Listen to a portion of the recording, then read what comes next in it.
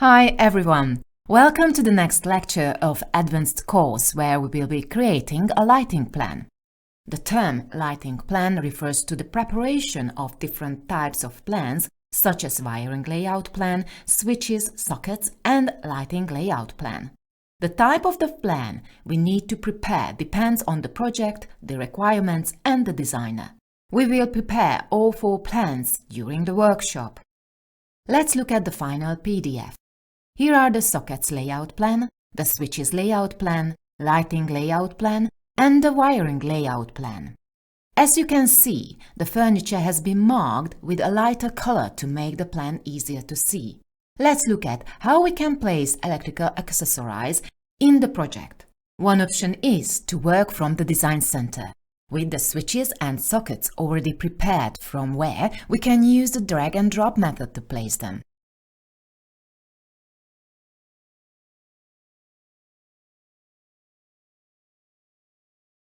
Another option is to download different types of electrical accessories from the ARCHLine warehouse. I'll show you 2 manufacturers. One is Logus. Here you can find different styles of electrical accessories, sockets and switches. The other manufacturer is Schneider Electric, where you can find switches and sockets of Merton D Live and Sedna type. You will be able to download and install these in your project by clicking on the download button. The next option is under interior electrical accessory, placing from the library, or you can create customized items and thus create customized gangs. By clicking on the dressable mounting, I can choose how many gangs I will insert. Now let's create a socket and an IT socket. I'm going to select 2 gangs here, and since we are not going to give the 2 mechanisms the same function, I'm going to turn off the equal gang units option. We can set the direction to vertical or horizontal. I will use the horizontal one. On the next tab, I'll set the mechanism, so what function these gangs will have. As I mentioned, the one on the left is a simple socket. I can use the arrow or click to switch between the 2 mechanisms. This will be an IT socket. On the next step, I'll set the material. In order to change it, I have to turn off the same image for all units option. I'll choose the data socket for this one, and for the other one, the socket outlet material. On the next tab, I can change the color of the frame. This should be white. On the General Setting tab, I can set the relative elevation of the element and the layer it should be placed on. I've already made a layer for them, the sockets one.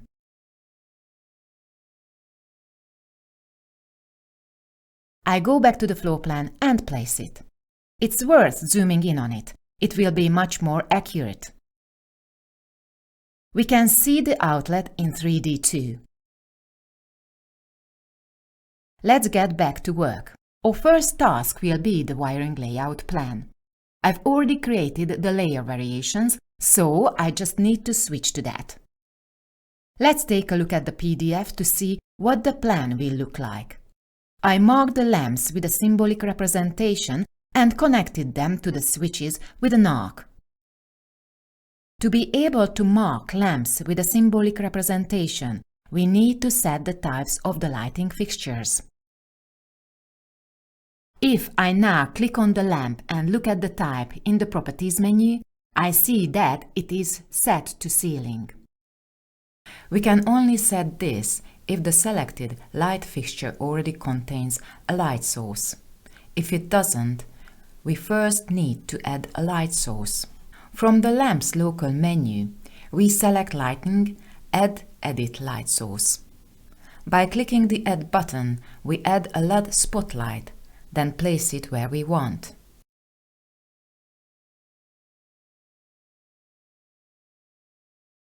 We won't need it for now, so I'll delete it. Let's check that each light fixture has the correct light source type selected. We can do this all at once. I select all the ceiling lamps. They are set correctly. I'll do the same with the spotlights. I select this spot lamp and I can see that the type is not set, so I can change it to spot lamp.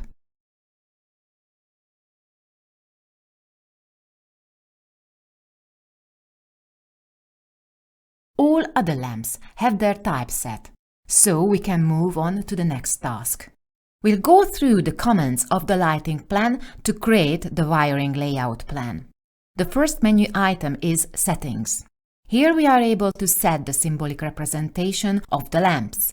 By default, the program uses these symbolic representations. If you want to change them, you can do it here with the Edit command. The next thing we need to choose is the connection element of the plan. As I've shown, I'm going to use an arc. But there is also the option to select line or text. The text is a numbering, which is most commonly used for more complex projects. I select the arc. Then I have to specify an arc style. There is only one style in the list, the normal circle. To choose from multiple styles, I need to create and save new styles. Let's make one. I click on the drafting tool, select Properties, Circles, and set its properties. The layer it will be placed on is the arc wiring that I have created beforehand. The color should be pink, as you could see in the finished PDF. The line weights should be 5 mm. With a click on the cogwheel icon, I save it as a new style. The name should be Wiring Layout. I'm not setting the folder and subfolder now, just to be available in all projects. I accept it with OK. I go back to the Interior Lighting Plan Settings, and from the list, I select the new style. Here we can also reset the default settings if needed. Let's go to the next command to switch to symbolic representation. Now we can see the lamps with their symbolic icons. Let's look at the first option, how to connect the lights and the switches. I choose Interior Lighting Plan Assignment of Switches and Lamps. First, I have to select the switch, then the lamp, and finally, I have to connect them with the arc. In the entry, these lights are connected simultaneously from this single-way switch, so I have to connect them together. I select the lamp and then draw the arc. If the lights are connected from one circuit, after drawing the arc, I can click on the next light and connect them together. I click again on the next lamp and create the last arc.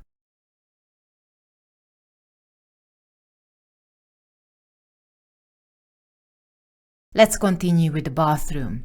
Here we need to connect a LED strip and a ceiling light, so we will use a two-way switch and connect the lights and the switch with the two wires. You can see that the first way has turned red, so it is already occupied, and the others are blue and still free.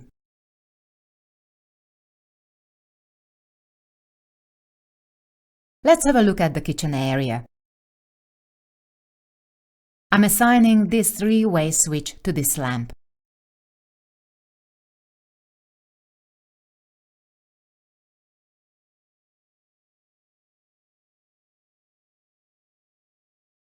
Then to this lamp,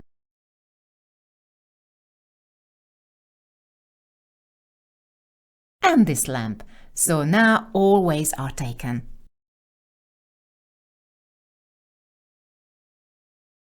The last switch is a double switch, which will switch the LED lights. I'm going to connect those as well.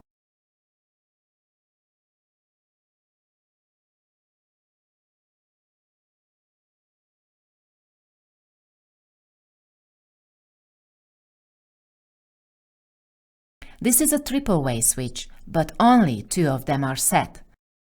I can change the number of the paths in the Properties menu or in the side menu. I change it to 3 and the third way appears, to which I can assign another light. I will connect these two wall lamps behind the bed. I select the way, the assignment of the switches and the lamps, then select the wall lamp and create the arc. I also connect the other wall lamp. Moving on, there is also a three-way switch here that I'm going to use to switch the same lights. As before, I'm going to assign them to the switch.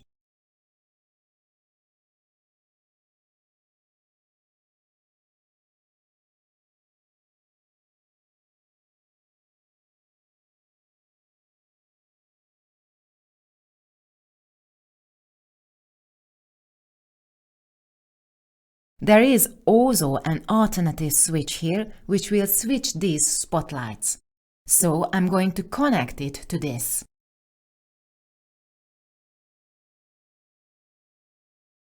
And because two spotlights are connected at the same time, I'm going to connect them together. There is another switch that I'm going to switch these same lamps, the other alternative switch in the bedroom. So I'm going to choose the way for that one as well. Specify the lamp and place the arc.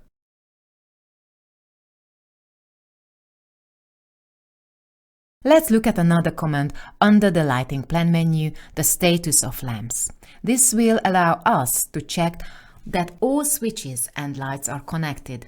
Connected switches and lamps will be shown in red, and free ones that we haven't assigned yet will be shown in green. So we still have to connect this outdoor switch with these lights.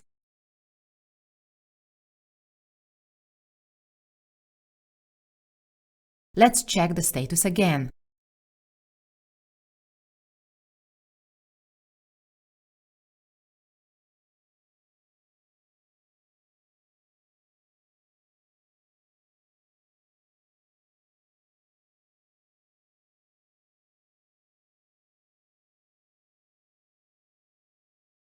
Now all switches and lamps are red, so we have connected them all.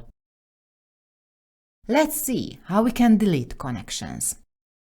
One way is to click on the arc and simply delete it, which will also delete the connection between the switch and the lamp. The next option is to delete is the lighting plan menu, delete connection. There are three options. One is to select the lamp, then only the connection between that lamp and the switch will be deleted. The other option is that if we select the switch, always signed to the switch will be deleted. And the third option is that when the way is selected, in this case only that particular link will be deleted. The last command we will look at the lighting plan is the power to be installed in the room. The purpose of this command is to determine the approximate power required to light a room. To do this, we need room stamps. A pop-up dialog will show the gross area. We have to select the environmental factor, clean interior or dust polluted space. I choose the clean interior. We also have to choose the illumination, so what type of room it is. It will be a community space. The next lighting efficiency, that is, whether we use direct or indirect lighting in the space. Here I choose direct lighting. So we get the luminous flux to be installed in lumens. Finally, we need to set the average luminous efficiency index of the light sources. This should be LED light source, 90 lumens per watt. This gives us the built-in power. These will be really only approximate values. If we accept that, we can place it on the floor plan. It is a text, so we can even customize this. We can set text height, font and other properties on it. That was the final step of the wiring layout plan. The next will be the sockets layout plan. I switch over to socket layout layer variation and turn on dimension sockets. Because I've already got some of the dimensions pre-made, so we will just place the remaining dimensions. With the interior, electrical accessory, switches or sockets location relation to the wall command, we will be able to dimension them. We can also use the dimension, switches and sockets distance command. I select this wall and place the dimension line right away. I do the same thing down here, so I select the wall and place the dimension line.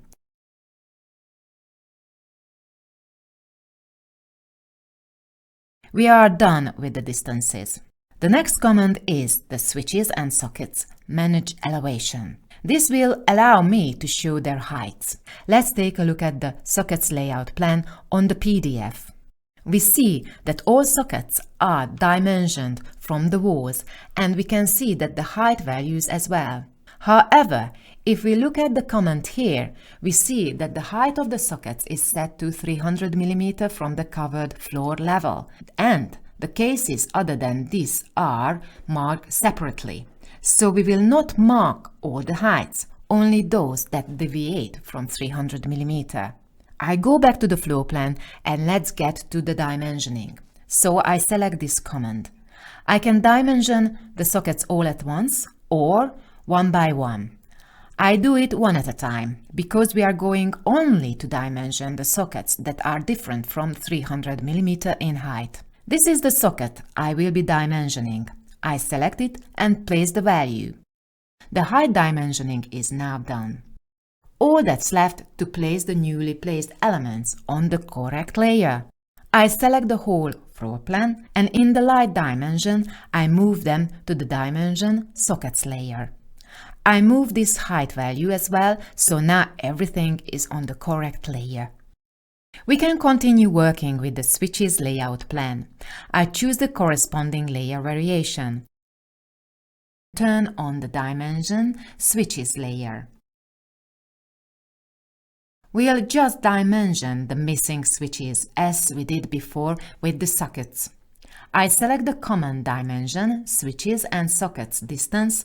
I click on the wall and place the dimension line. Where no opening is placed in the wall, the program will dimension from the wall to wall. Where it is, it will place the dimension lines from the opening. What we still need to do here is to place the new elements on the correct layer. I select the dimension lines and place them on the dimensions switches layer. We are done. The last plan is the lighting layout plan. For this, I choose the corresponding layer variation and switch on the dimensioning, lamps layer. We have an easy job with wall lights. The dimensioning can be done with the command lamps on the wall. We can place the dimension lines in the same way as we did for the sockets and switches, so I select the wall and place it.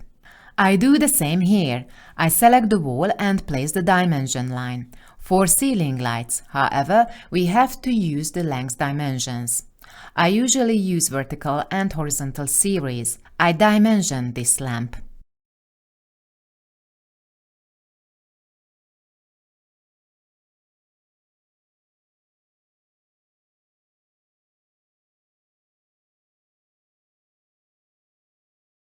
The last step is also the layer management.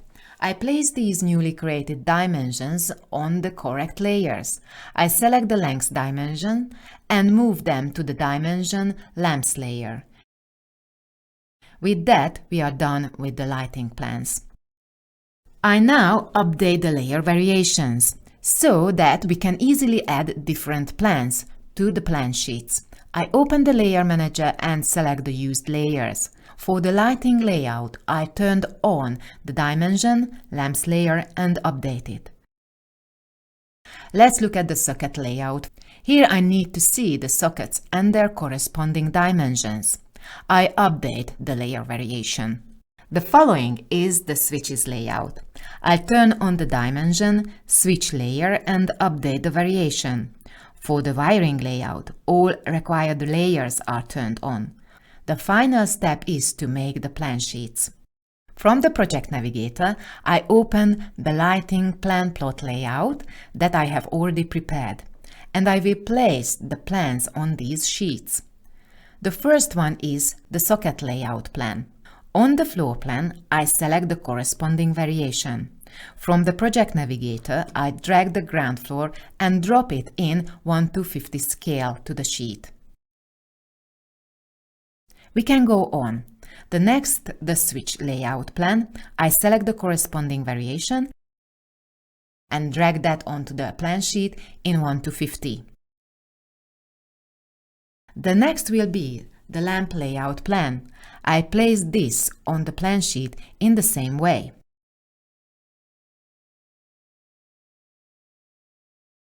Finally, I will also prepare the wiring layout plan sheet.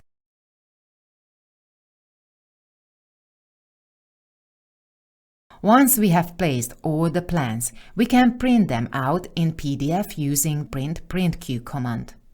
I click on the plus button to add the lighting plan print sheet.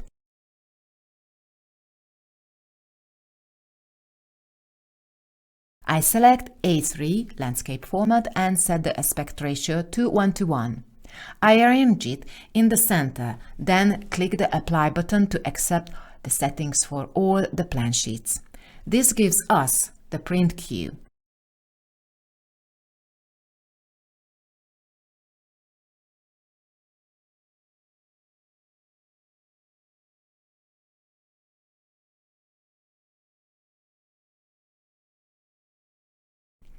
I can change the order using the arrows if necessary. To merge the pages, I have to choose the Combine into a single PDF file option. Then click Print. The PDF is ready, which I can scroll through as you saw at the beginning of the presentation. This brings us to the end of the presentation. I really hope that you found it useful, and I will see you at the next lecture. Until then, have a lovely day, take care, bye-bye.